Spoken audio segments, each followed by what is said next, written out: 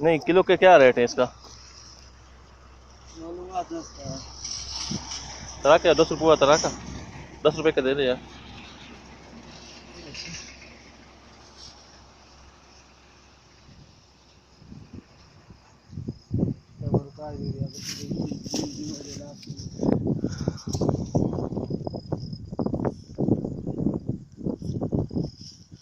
हम खड़े हैं कीरा, कीरा बातरंग जिसको हम कहते हैं कीरा, उस खेत में हम खड़े हैं। तो ये लकी मरवत का ज़िला है।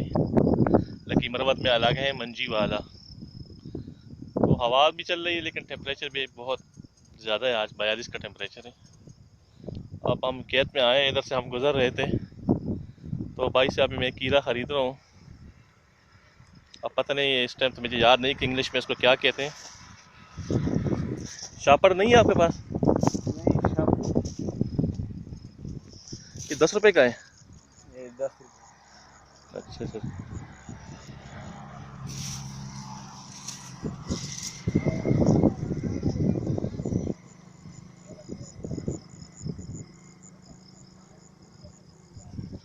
यार ये देख रहे हैं आप, 10 रुपये का कितना माशाल्लाह ज़्यादा दे रहे हैं। ये पकड़े, मैं शापर वहाँ से लेके आता हूँ।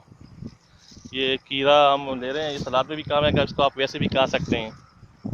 ठीक है, आपको दिखाते, आपको तरबूज के खेत में लेके जाते हैं।